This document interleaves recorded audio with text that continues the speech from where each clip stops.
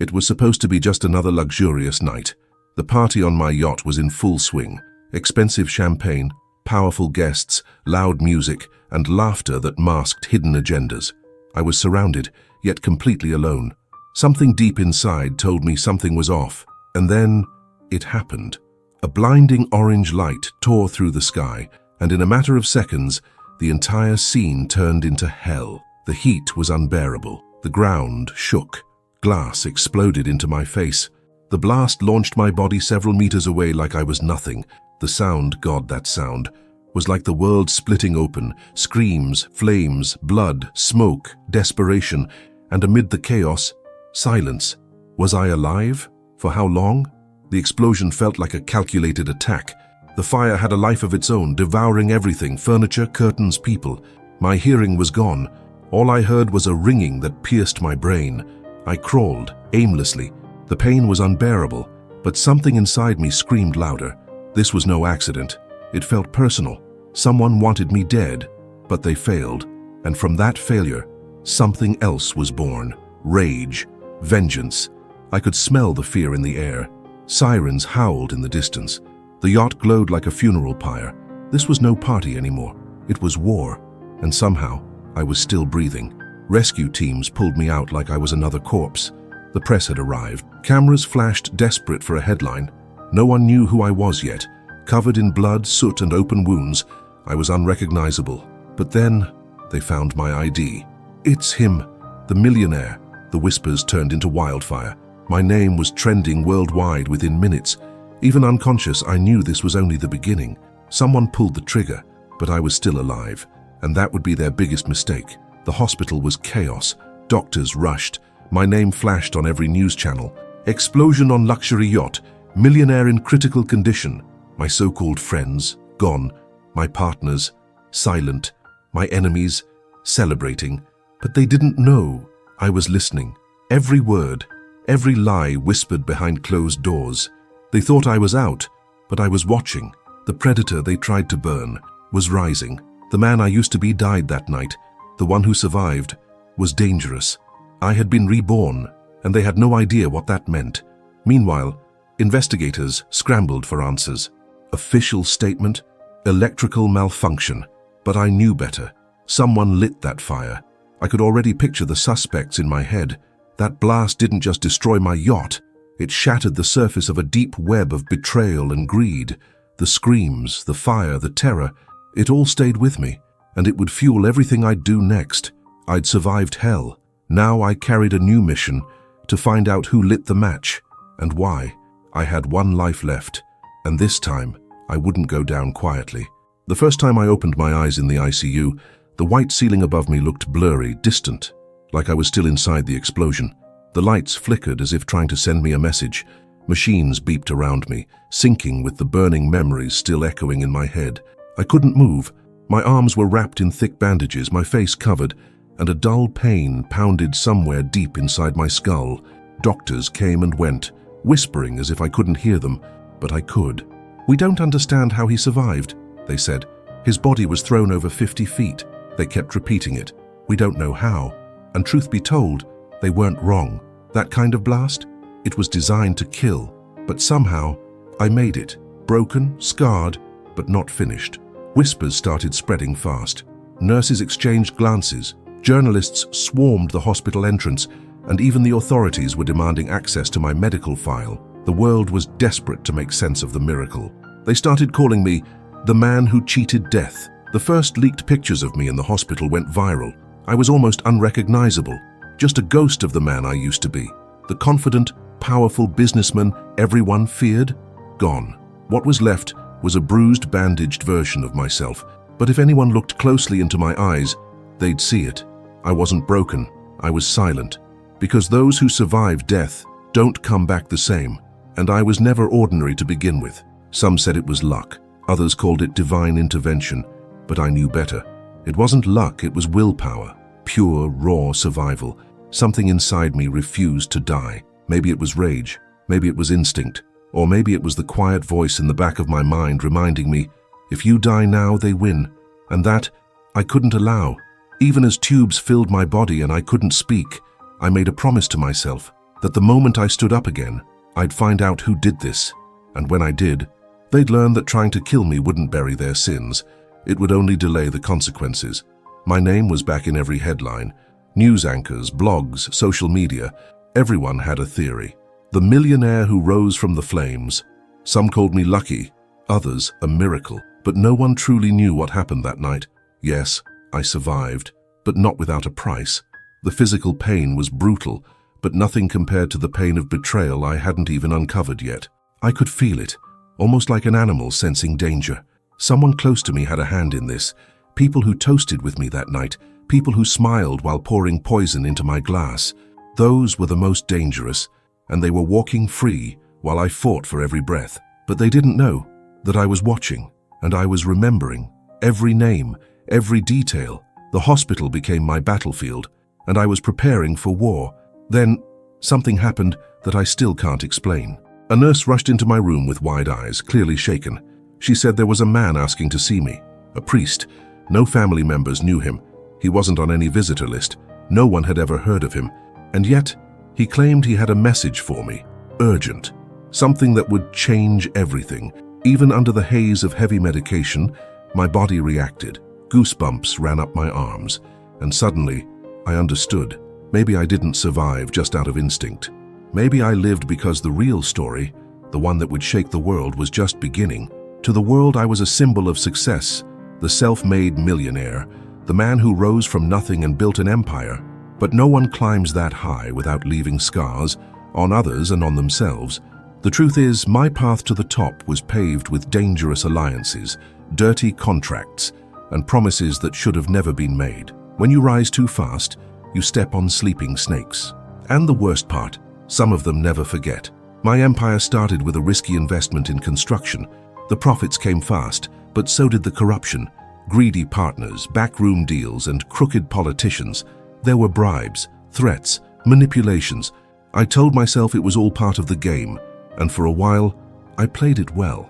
I remember the night I met Vicente Morera, a man with a killer handshake and a backstabbing grin. He became my right-hand man for nearly a decade. Handled the dirty work so I didn't have to get my hands stained.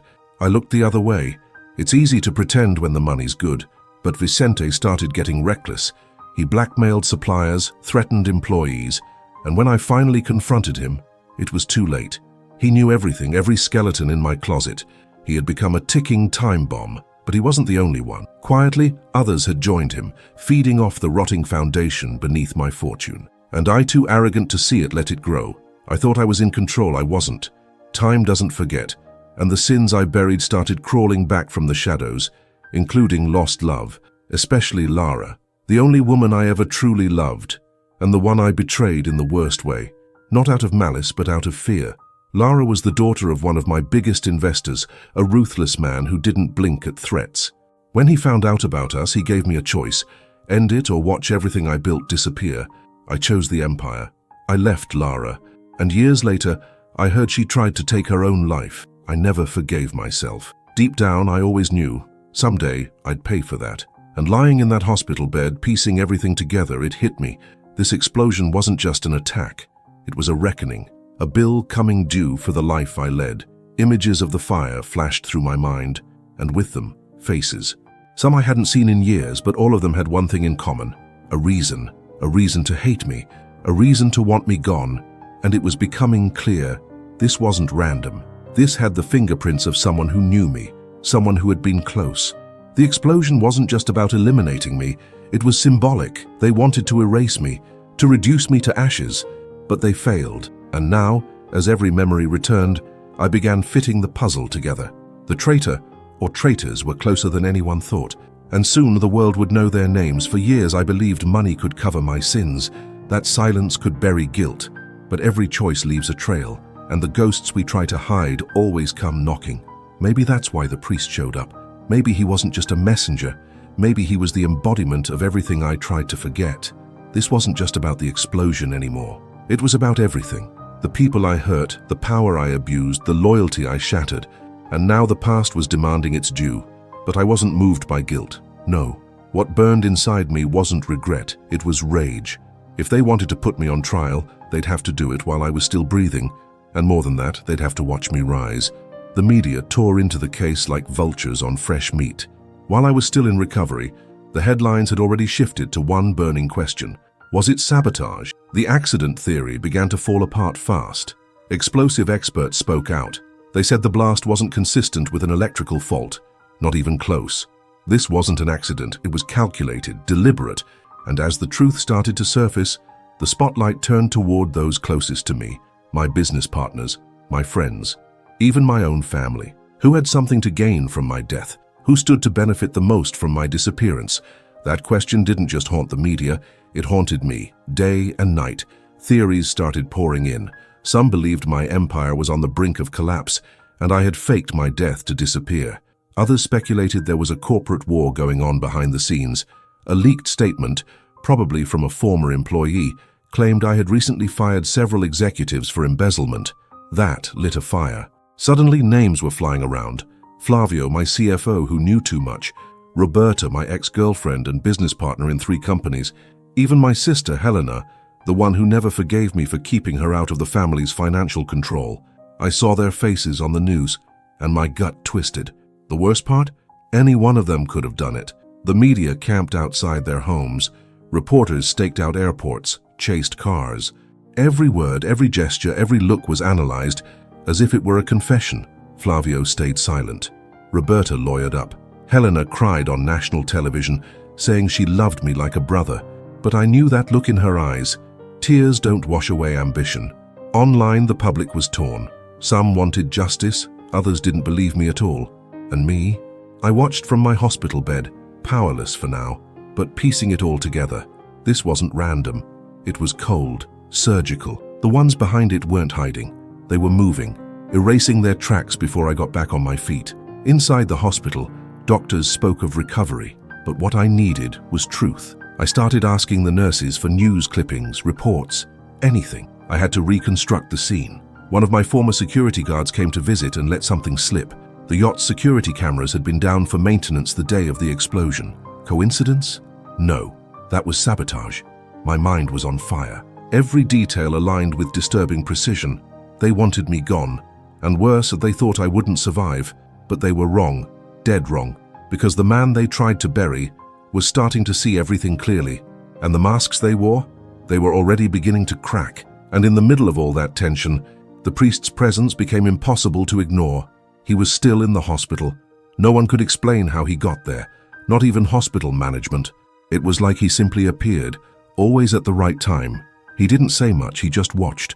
But those eyes knew. He sat beside me with unsettling calm. While the world burned outside, he waited, patiently, like he already knew the ending. And that's when everything started to shift. The guilty ones began to notice him, to fear him. Somehow they knew. This man wasn't just any priest. He knew something, and that changed the game, because their fear was starting to show. And nothing reveals guilt more clearly than fear. I would use that, and when the time came, I'd make them pay. His presence was like a fog, untouchable but undeniable. At first I assumed he was a hospital chaplain, but something felt off. The staff didn't know who he was. There was no visitor record, no official clearance, and yet he walked the halls as if he belonged there, like he had always been there. And the strangest thing, no one questioned him. It was as if something about him made resistance impossible. I first saw him from across the hallway, standing silently outside my room, hands clasped, eyes locked on the door. His stare wasn't judgmental. It was knowing, as if he had already seen everything that happened, and everything that was coming next. The next morning he walked in. No announcement, no resistance. He just walked in. He wore a plain black cassock, no symbols, no cross. His voice was deep and calm, carrying a slight accent I couldn't place. He introduced himself simply as Father Elias. Then he said he carried a message, not from God, he clarified, but from someone I had forgotten. That hit like ice down my spine, because I knew exactly what he meant. My past had returned, and it had chosen this man to deliver it.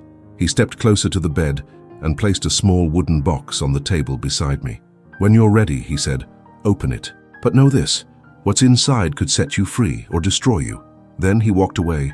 No explanations, no answers, just silence. I stared at the box for hours. It was small, old, locked with a rusted iron clasp. It looked like something from another time.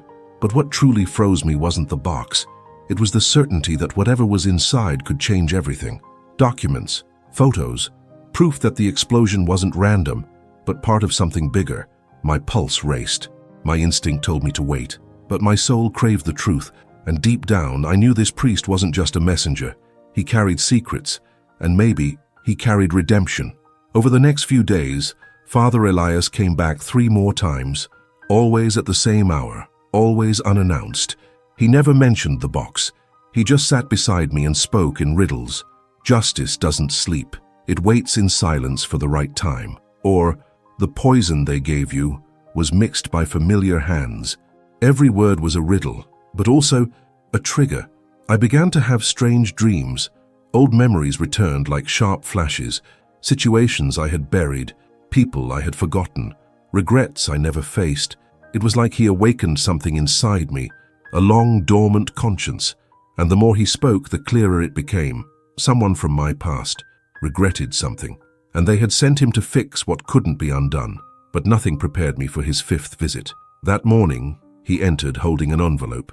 He didn't say a word, just handed it to me, looked into my eyes and whispered, "They can't hide it anymore. The truth is coming, and when it does, they'll have nowhere to run." Before I could respond, he turned and left. I opened the envelope with shaking hands. Inside was a single photo, a picture taken just hours before the explosion. It showed 2 people, 2 very familiar people, standing side by side, smiling, plotting. That image said it all. The conspiracy was real, and the priest was the key to unraveling everything. I opened the box that same night. I couldn't wait any longer. My hands were shaking. The room was silent, except for the steady beeping of the machines. My heart raced. As I unlocked the old iron clasp, it felt like I was breaking a seal from my past. Inside was a letter, handwritten with strong, elegant penmanship, and something about it felt familiar. I recognized the handwriting. It was Lara's, the woman I had abandoned, the only woman who truly loved me. She was alive, and more than that, she knew what was happening. The letter was short but devastating. It read, "They're coming for you, not because you deserve to die, but because you know too much. Forgive yourself, fight back, and never trust anyone who smiles too much." Her words shattered me. It felt like she was right there, watching me, guiding me. Her message wasn't just a warning. It was a reminder of who I used to be and who I needed to become again. Hidden in the base of the box was a small USB drive. I plugged it into the hospital laptop the nurse had left for me. One single video file, low resolution, clearly recorded in secret. It showed a meeting, Flavio, Roberta, and Helena, all 3 together in a dark room, talking about finally freeing the company and ending his cycle before he finds out. That was the proof, not just of the plot, but of their intent to erase me. The video ended with Helena saying, "If he survives, we're all doomed." My blood turned cold. How did Lara get this? How did she even know who to trust? And why would she use a priest to deliver it? The next night, Father Elias returned. He sat by my bed like always, but this time his voice was different, direct. "You received the message. You know the truth, but you don't know all of it." I waited. He continued, "You didn't survive by accident. Someone paid the price for your life." My breath caught. "Lara?" I asked. He nodded. "But now she's in danger, because in protecting you, she signed her own sentence." In that moment, a storm rose inside me. Rage, guilt, and resolve. I couldn't lie in bed any longer. I couldn't wait for justice to happen. I had to make it happen, with my own hands, with my own name, and it had to begin now. He handed me a piece of paper with an address and a time, House of the Broken Sky, 17th midnight. Below it, one sentence. "There, you will hear what you never wanted to know." I knew that place. It used to be an orphanage. Lara volunteered there for years. Now it was some kind of retreat. Was that where everything would be revealed? Was that the turning point? I didn't know, but one thing was clear. Everything was connected. Lara, the traitors, the priest, the explosion, and now this message. Nothing was random, nothing was coincidence. And the more I connected the dots, the more I realized the truth would be even more brutal than I imagined. Before leaving, Father Elias turned back one last time. "When you hear what must be said, don't react with rage, react with strategy." And just like that, He vanished down the hallway like a shadow. I was left alone, the letter in one hand, the drive in the other, and an address that could either save me or destroy everything. But one thing I knew for sure, whatever was coming wasn't just about me. It was about everyone who dared to bury the truth. And now, the truth was rising. At first, their reactions were subtle, barely noticeable, unless you were paying attention, but I was. Flavio stopped attending board meetings. Roberta cancelled all press appearances and was seen rushing out of the country for personal reasons. Helena, once addicted to the spotlight, vanished from the public eye. The confidence, the forced smiles, the rehearsed statements, gone. What replaced them was fear. Pure, quiet, creeping fear. They felt it. They knew. Lara's message, the video, the priest, all pointed to one truth. The reckoning was coming.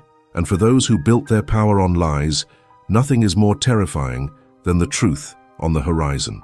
Inside company meetings, reports leaked by allies who still stood by me, there was panic.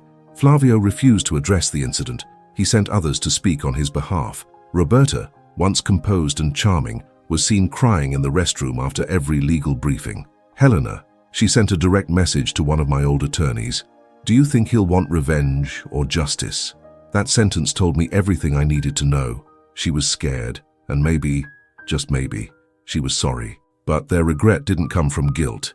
It came from the fear of being exposed, because if the truth surfaced, their downfall wouldn't be private. It would be public, brutal, unforgiving. People began reaching out to me, former employees, ex-partners, independent journalists. All of them had stories, documents, evidence, and fear, pieces of a puzzle they had buried, secrets they had held onto. Now, everything made sense. It was as if the universe itself had decided. Enough. The truth was no longer something I had to chase. It was running toward me, because even those on the edges of this conspiracy were afraid of being pulled into the abyss. Their fear wasn't just real, it was contagious, and that gave me power, more than money ever did. Roberta tried to reach me directly, a handwritten letter, just like Lara's. But where Lara's words carried love and warning, Roberta's reeked of desperation. She begged for forgiveness, claimed she was manipulated, that she didn't know how far the plan would go, that she was just following orders. I read every word. I didn't feel pity, I felt disgust, because their fear wasn't repentance, it was survival instinct. And they knew I wasn't the man I used to be. The man who survived carried the fury of every version of himself that had died in that explosion. I began walking the hospital halls with confidence. Word of my recovery spread quickly, and with it, panic. I learned Helena had hired a crisis management firm. Flavio had started liquidating shares under fake names to protect himself, and Roberta vanished. No one knew where she was, but I knew this. It didn't matter where they ran. Fear had already found them. There is no bunker, no offshore account, no island far enough to hide from your own conscience. And my revenge, it wouldn't be loud, it would be quiet, strategic, surgical, and unstoppable. The next morning, as dawn broke, I found the brown envelope Father Elias had left on my table. Inside, alongside the address of the orphanage-turned-retreat, the so-called House of the Broken Sky, was an additional note, short, cold, precise. 17th midnight. If you're not there, they win. This wasn't an invitation. It was a countdown. I had 72 hours. 72 hours to get out of a hospital bed, dodge every enemy I had, and reach the one truth that could either save everything or end it. And with every passing hour, the pressure mounted. Because my enemies, they were moving too, deleting evidence, threatening witnesses, paying off silence. And if they got there before I did, there'd be nothing left to expose. The doctors tried to stop me, said my body wasn't ready, that I needed more rest. But time doesn't forgive those who hesitate. I signed myself out against medical advice and disappeared. First thing I did was gather the few loyal allies I had left, people who'd gone quiet after the explosion, but never stopped watching, never stopped preparing. They brought me files, message records, financial documents.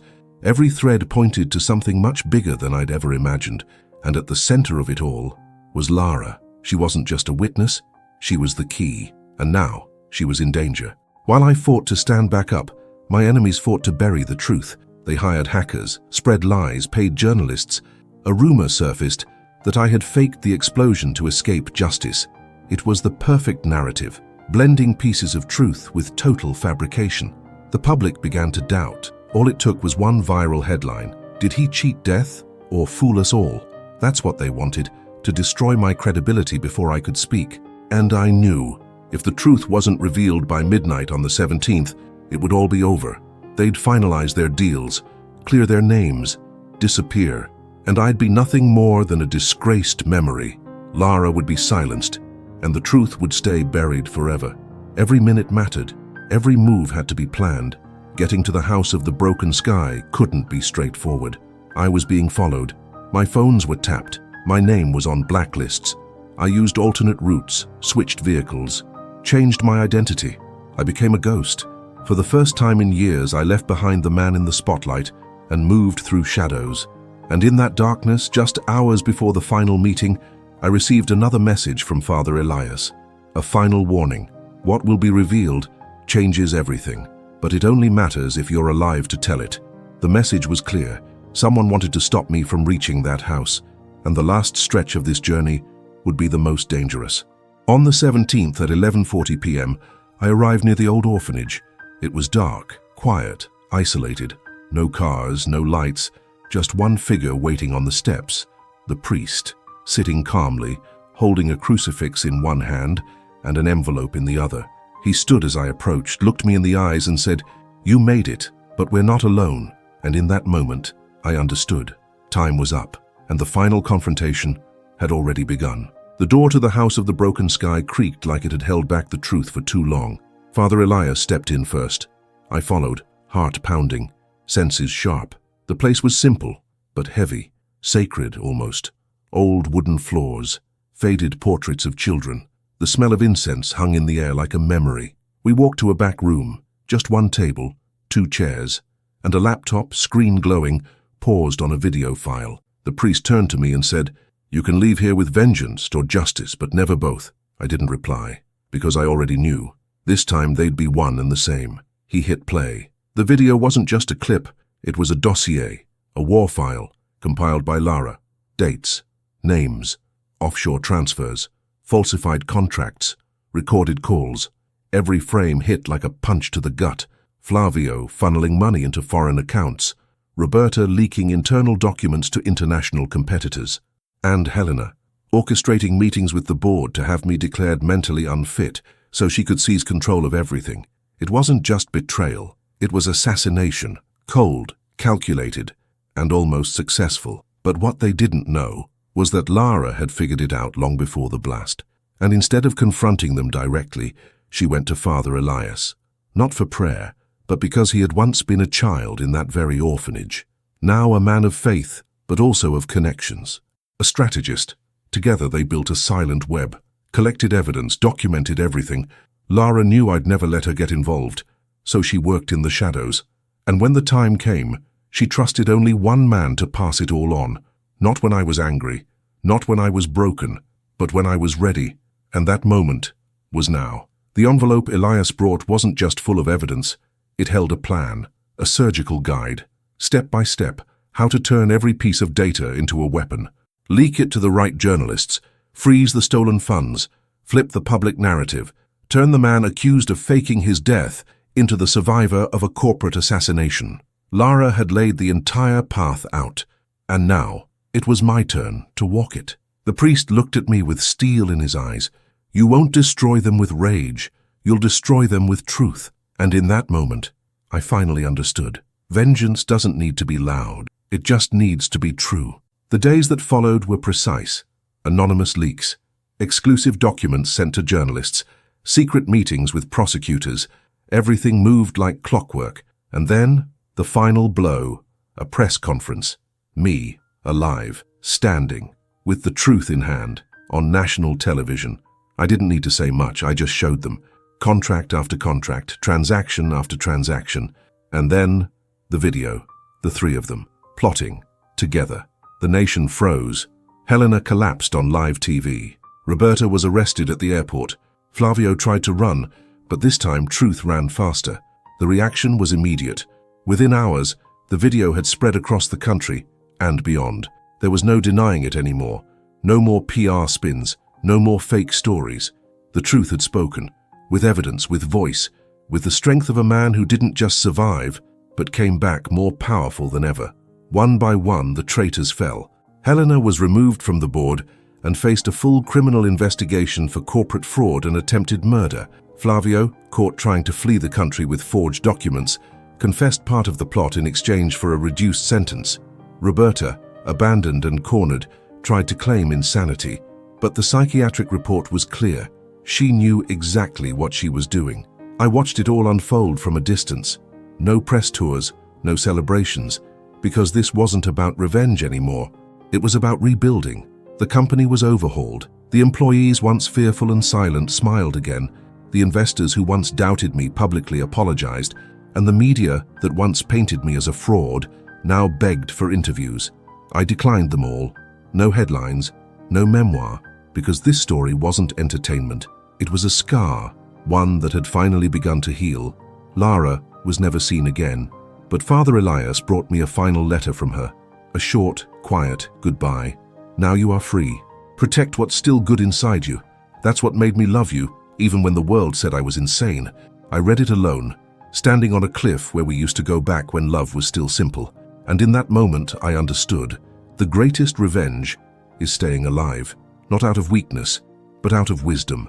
Pain had shaped me, the fall had taught me, and the truth had set me free. The case became a landmark. It was studied in law schools, adapted into shows and documentaries, but no one ever told the whole story, because only those who've lived through hell know what it's like to rise from it. And if you think I'm exaggerating, ask yourself, how many truths have you buried to protect someone? How many lies have you accepted just to keep what you love? I buried plenty, until they tried to bury me with them, and that woke me up. Today, I walk without fear, but never unguarded, because I know the darkness still watches, but now it knows. I watch too. And if they ever try again, they won't find the same man, because once you survive death and you stop being a victim, and you become the sentence. If you've made it this far, it means this story truly pulled you in. Now I want to know, what would you do in his place? Leave your comment below, hit the like button and subscribe to the channel, because this was just one of many stories of people who hit rock bottom and came back to take what's theirs. Sweet Revenge US, where the past comes knocking and justice is served cold.